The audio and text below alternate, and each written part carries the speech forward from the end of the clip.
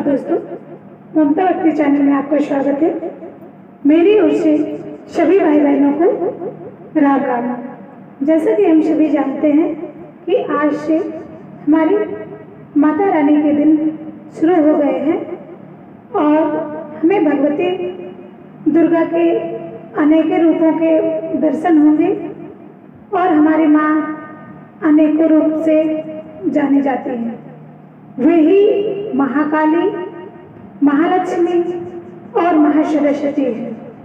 वे ही वैष्णव हैं, ज्वाला हैं, चित्तपूर्णी है और अन्नपूर्णा भी। वही संसार को चलाने वाली एकमात्र परम शक्ति है। ब्रह्मा की रचना, शक्ति, विष्णु की पालन और शिव की संहार शक्ति यही देवी दुर्गा है। यही परम शक्ति शाश्वत है, अखंड, नित्य और निर्विकार है। इसी परम शक्ति को निर्गुण व सगुण रूप से पूजा जाता है।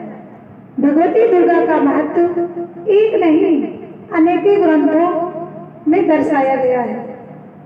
फिर चाहे वो शिव पुराण हो या ऋग्वेद हो, इस कलयुग में मार्कंडेय पुराण के एक अंश दुर्गा सप्तमी का विशेष महत्व है। श्रद्धा से इस ग्रंथ का पाठ व होम आदि सर्वसिद्ध दायक है। ऋग्वेद में अनुसार आदि शक्ति जगदम्बा ही सारे ब्रह्मांड की अधीश्वरी है। इन्हीं के प्रभाव से प्राणी कर्मों के फल पाते हैं। आदि शक्ति माँ भगवती ही चेतन स्वरूपा व सर्वज्ञ है। वे ही पिता और वे ही माता है। सभी ग्रंथों में एक मत से माँ जगदम्बे को परमात्मा की परम शक्ति माना गया है। भगवान श्री कृष्ण ने आदि शक्ति माँ भगवती के संबंध में भी बहुत सारी चर्चाएं की। ये विश्वजननी मूल प्रवृत्ति ईश्वरी है। सृष्टि की उत्पत्ति के समय अन्य शक्ति के रूप में विराजमान रहती है। अपनी इच्छा से त्रिगुणात्मिका बन जाती हो, निर्गुण हो और प्रयोजनवश सगुण हो जाती हो, तो परम ब्रह्म स्वरूपा हो, सत्य, नित्या और सनातनी हो, परम तेज स्वरूप और भक्तों पर अनुग्रह कर शरीर धारण करती हो, सर्वस्वरूपा, सर्वपूज्य और आश्रय रहित हो, सर्वज्ञ और सर्व मंगल करने वाली और सभी प्रकारों के मंगलों का भी मंगल करने वाली हो। अन्य देवों की तरह इस आराध्य शक्ति के दो रूप हैं।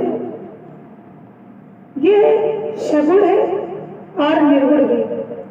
ये महाशक्ति निर्गुण रूप में जहाँ हमारे शरीर के सभी अंगों की ओज और शक्ति देती है, वही सगुण रूप से सदैव विजयी रखने वाली धर्म की स्थापना के लिए तलवार देती है। किसी को त्रिशूल देती है तो किसी पर्वत से गिरते हुए को राह में ही अपनी गोद में ले लेती है। इतना ही नहीं, समस्त रूप के समस्त विश्व इसी शक्ति से उत्पन्न होता है, इसी से पलता है और इसी से बड़ा होता है और फिर आखिर इसी में समा जाता है। ये भी उस परम शक्ति जगदम्बा का महत्व ही है कि जहाँ प्रमुख देवों की विशेषज्ञ आराधना सर्व के सिर्फ एक बार और वर्ष में सिर्फ एक बार होती ही है, वहीं इसकी पूजा वर्ष में 2 बार चैत और आश्विन में की जाती है। ये पूजन आषाढ़ और माघ मास में भी होता है। इस पूजन को उत्सव के रूप में भी कहीं नवदुर्गा उत्सव, नवदुर्गा पूजन, चंडी पूजन आदि नामों से भी जाना जाता है। नवदुर्गा के बहुत सारे रूप हैं जिनका परिचय हम सविस्तार से आपको बताएंगे। शिव पुराण में दुर्गा के आविर्भाव की कथा इस प्रकार है। प्राचीन काल में दुर्गा नामक एक ब्राह्मण बलवान राक्षस उत्पन्न हुआ। उसने ब्रह्मा के वरदान प्राप्त कर देवताओं को पीड़ा देना शुरू कर दिया। धर्म की हानि होने लगी। देवताओं ने भगवती से प्रार्थना की। देवताओं ने कहा, हे भगवती, जिस प्रकार आपने शुंभ निशुंभ, भ्रष्माल, चंडमुंड, रक्तबीज, मधुकैटभ, महिष आदि का वध किया है, वैसे ही दुर्गमा सुर का वध का संकल्प हमारा कल्याण करें।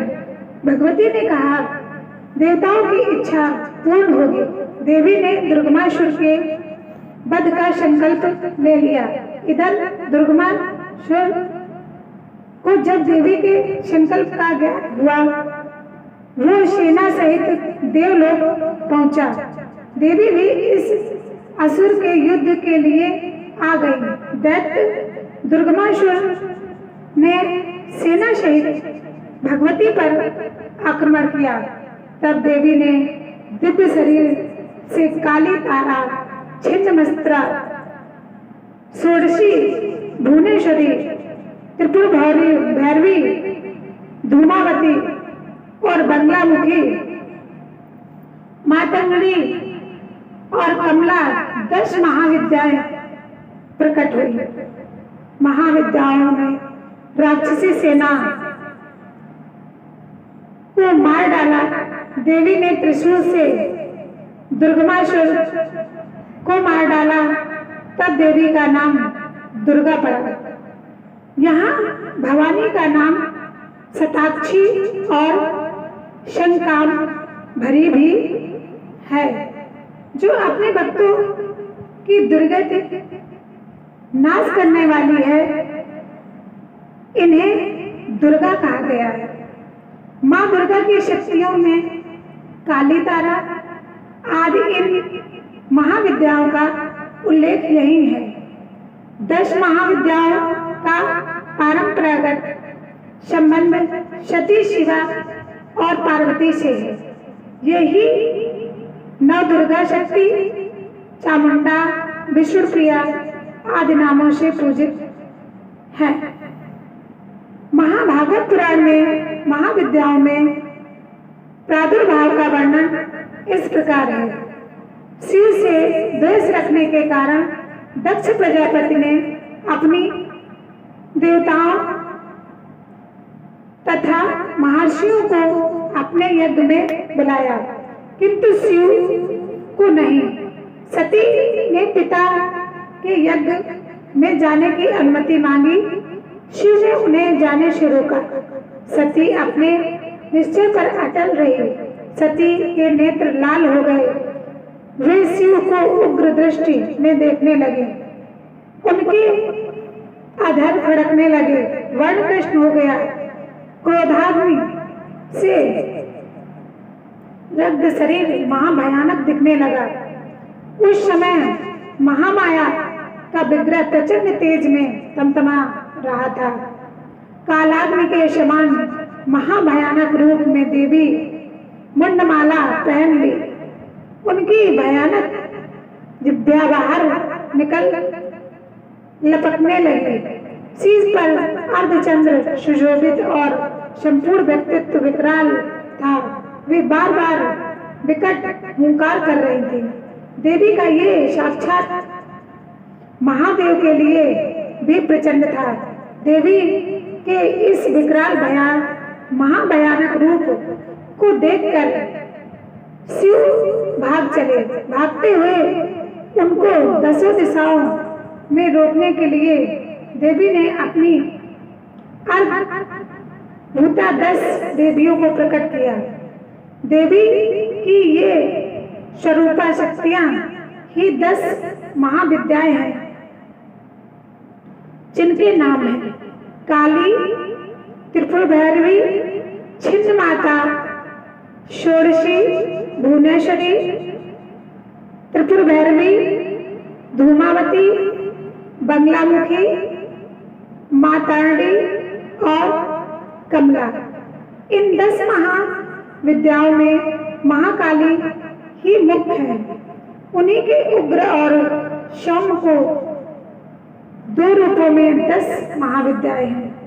काली, तारा, छिन्नमस्ता, बंगला और धूमावती विद्या स्वरूप भगवती के प्रकट कठोर किंतु अप्रकट करुण रूप है।